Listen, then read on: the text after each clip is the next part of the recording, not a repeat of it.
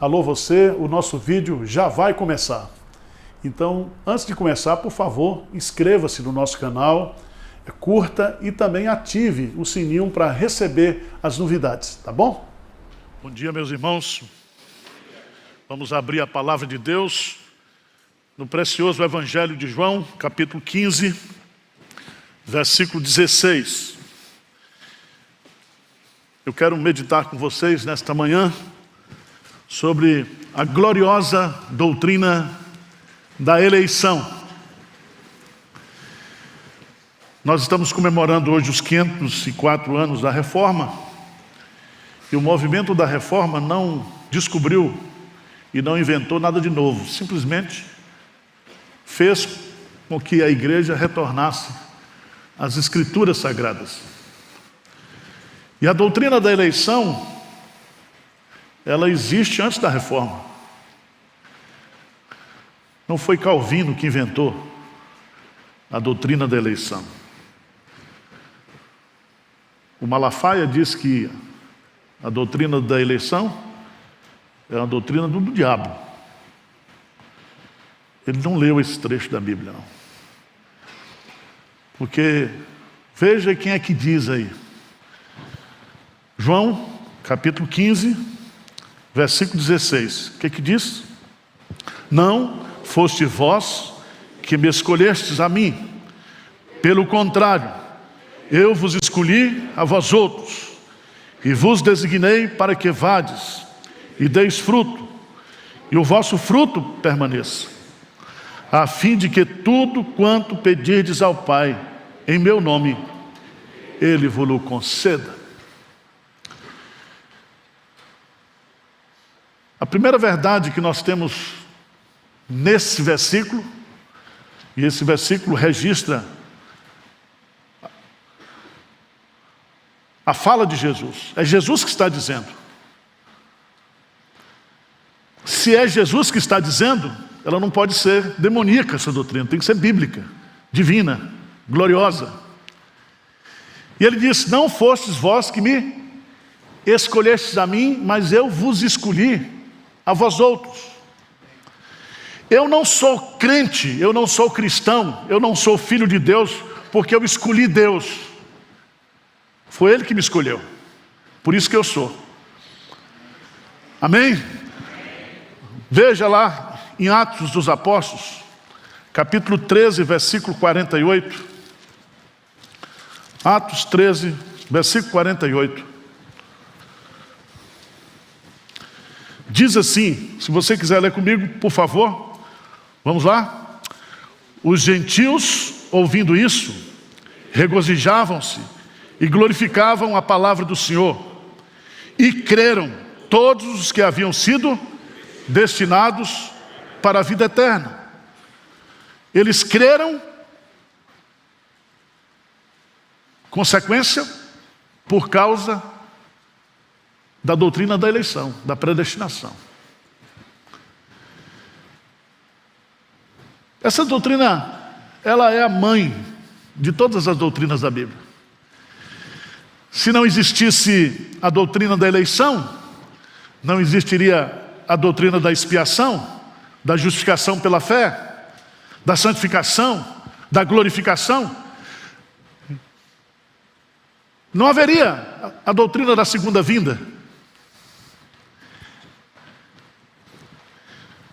Mas eu queria chamar para alguns detalhes que essa doutrina traz para mim e para você, de conforto, de consolo. Não fostes vós que me escolhestes a mim, pelo contrário, eu vos escolhi a vós outros. E aqui a gente poderia fazer várias perguntas para Jesus.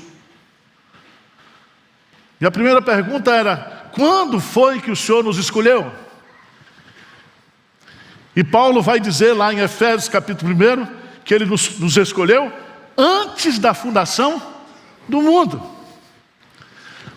A gente poderia perguntar para Jesus: por que que o Senhor me escolheu? Porque o Senhor viu em mim alguma coisa boa? Não. Pelo contrário, Jesus responderia: eu vos escolhi e vos predestinei para que vocês sejam santos, inculpáveis perante Deus. Eu escolhi vocês porque eu tenho um plano, um projeto de santificação, que começa com a fé, com a regeneração e vai até a glorificação. Eu não escolhi vocês por méritos de vocês. A minha eleição foi incondicional. Mas a pergunta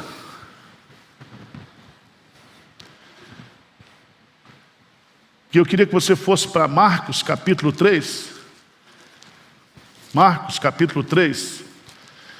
E você poderia perguntar para Jesus: mas quando o Senhor nos escolheu, por que o Senhor nos escolheu? Quais foram os critérios da escolha do Senhor? Versículo 13 de Marcos 3.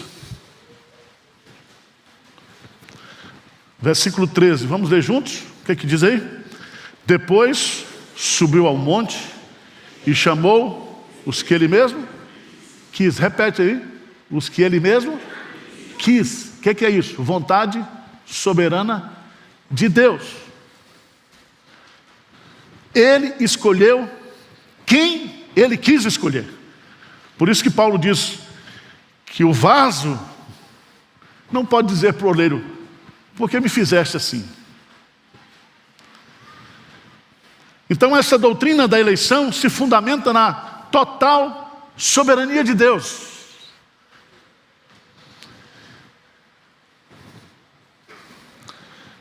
Mas vamos voltar para o texto. Se você observar,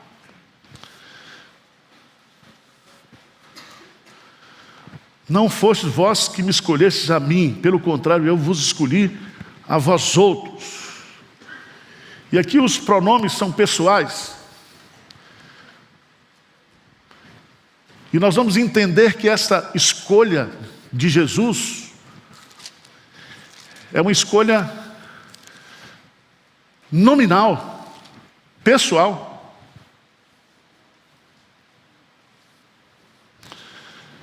Se você observar o que está lá em João capítulo 10,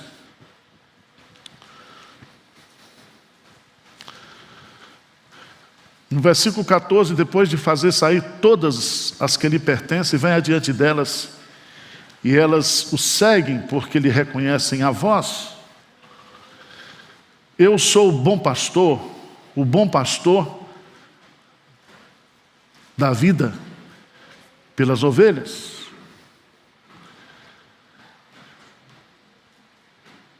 As ovelhas, elas não seguem a voz do estranho. Elas ouvem a voz de Jesus. E Jesus chama cada ovelha pelo seu nome. Significa que lá no livro da vida, seu nome está escrito lá. César Elbert. Não tem dois, é você. E ninguém pode apagar. É como se Deus pegasse o livro da vida, entregasse para Jesus, e Jesus vai lá e sobe na cruz e dá a vida pelas suas ovelhas. E as suas ovelhas são aquelas que estão registradas no livro da vida. E o Espírito Santo vem agora, depois da eleição do Pai, da expiação do Filho, vem a regeneração. O Espírito Santo converte, chama, opera o novo nascimento. A doutrina da eleição é a doutrina do amor. João capítulo 15,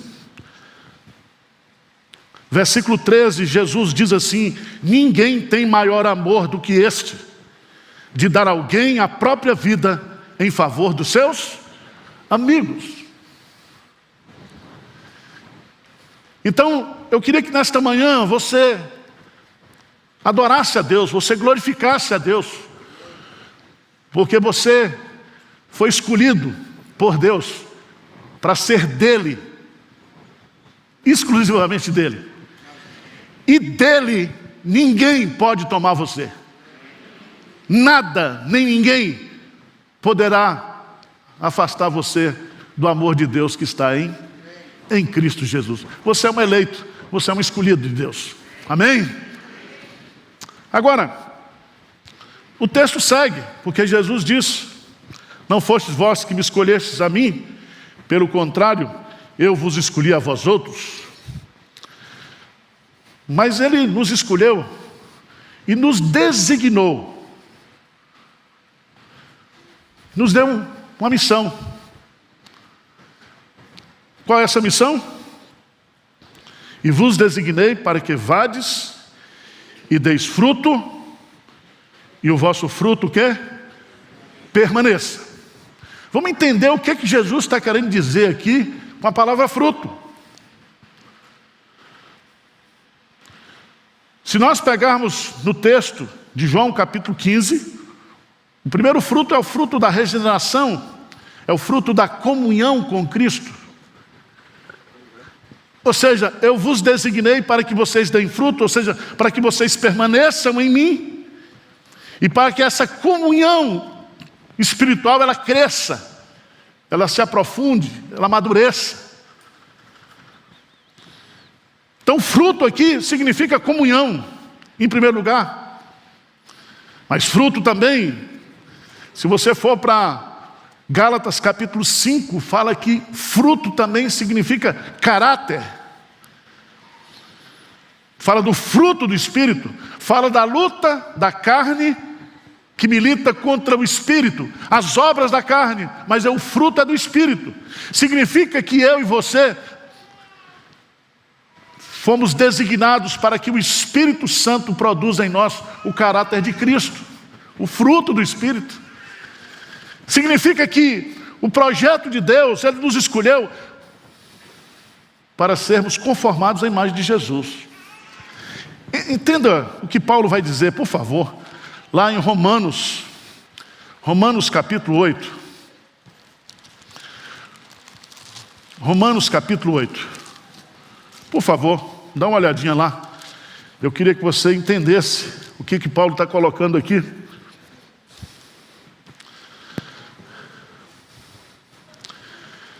Versículo 28 diz assim: sabemos que todas as coisas cooperam para o bem daqueles que amam a Deus, daqueles que são chamados segundo o seu propósito.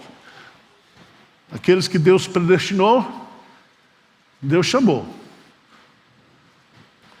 Agora, que propósito é esse? Lê comigo o versículo 29. O que diz? Porquanto aos que de antemão conheceu, também os predestinou para serem conformes à imagem do seu Filho, a fim de que ele seja o primogênito entre muitos irmãos. Então veja bem, quando Jesus: eu vos escolhi para que deis fruto, Ele está dizendo: eu vos escolhi vocês para que vocês sejam crentes, eu escolhi vocês para que vocês cada vez mais sejam parecidos comigo, conformados à minha imagem e à minha semelhança. Não tem outro projeto, o projeto é esse. E todas as coisas cooperam para o bem daqueles que amam a Deus.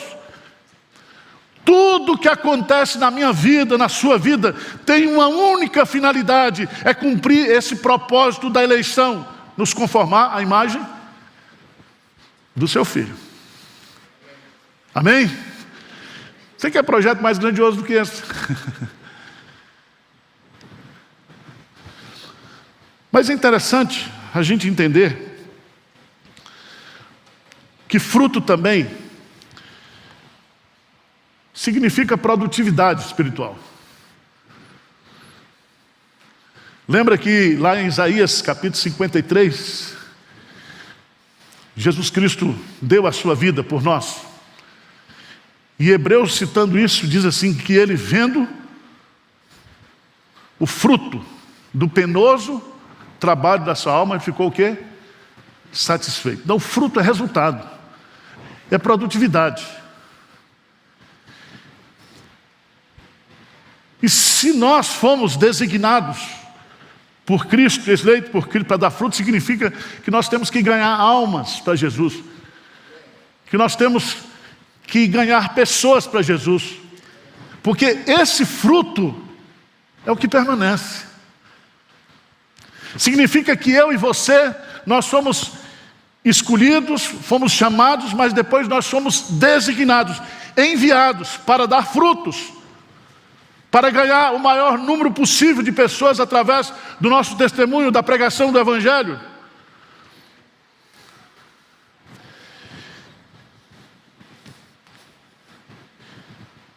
Veja no versículo 8 de João 15, por favor. O que é que diz aí?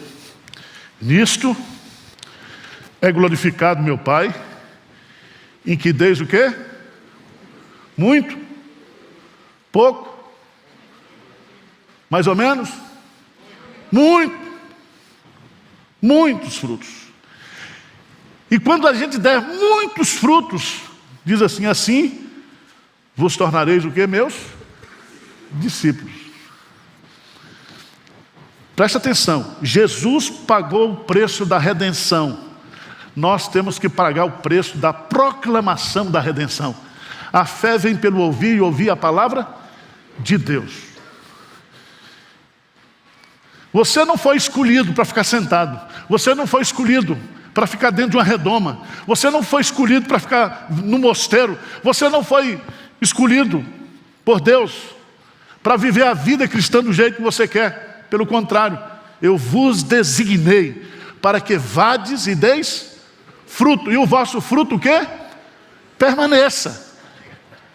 Qual é o fruto que permanece, irmãos? É aquilo que vai para a eternidade.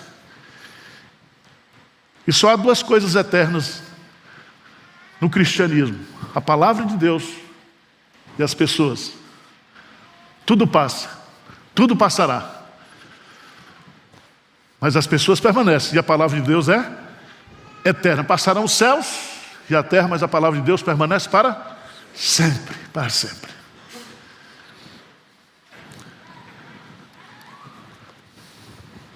Tá chato o sermão? Tá bom.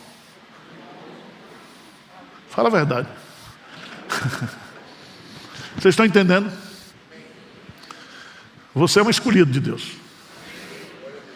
E Deus chama você pelo seu nome. E o seu nome está no livro da vida. E porque o seu nome está no livro da vida, Jesus subiu na cruz, sabendo que estava morrendo por você. E o Espírito Santo chamou você um dia. Ele chamou você pelo nome. E Ele sabe quem é você. E pode ter certeza que lá no céu, eu não sei quantos Arivals vamos ter lá, mas eu sou o diferenciado. Né? Todo mundo vai ser chamado pelo meu nome.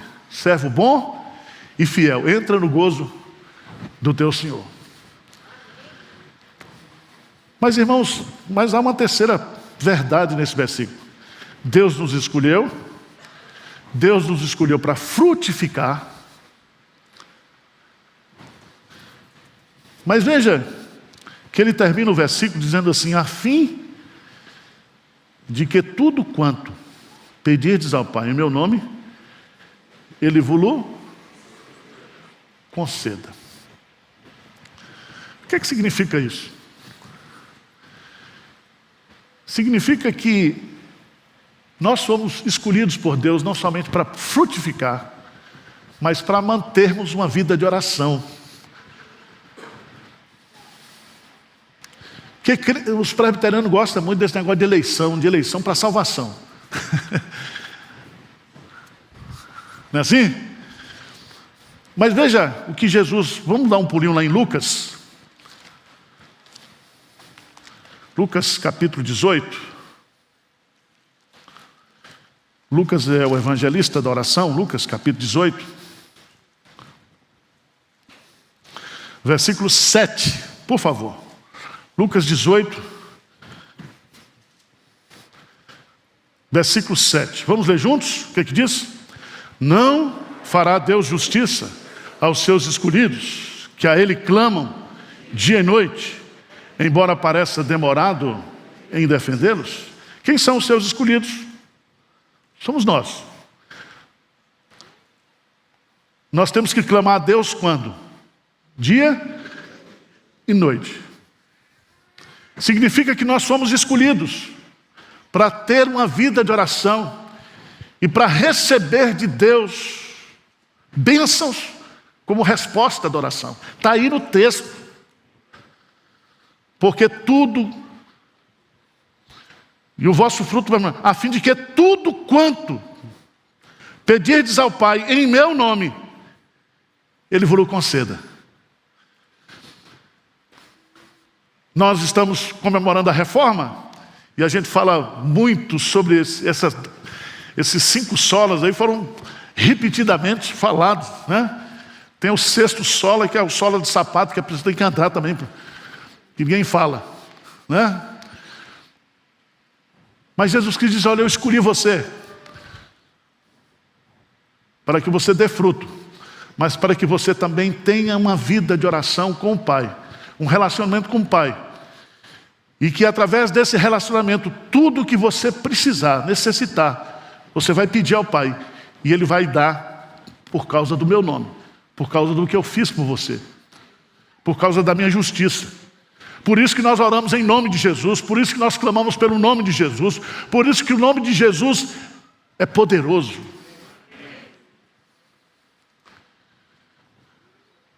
Irmãos, fomos escolhidos para a salvação, somos escolhidos para sermos conformados à imagem de Jesus Cristo, somos escolhidos para ganhar almas para Jesus, somos escolhidos para clamar a Jesus, a Deus, dia e noite, em nome de Jesus. Somos eleitos para a oração. Para a oração. Nós temos aí,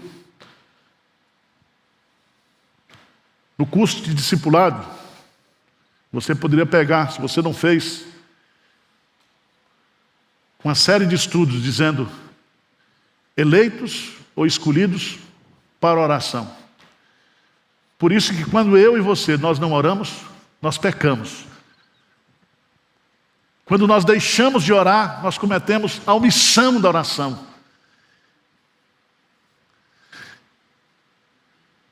E eu creio,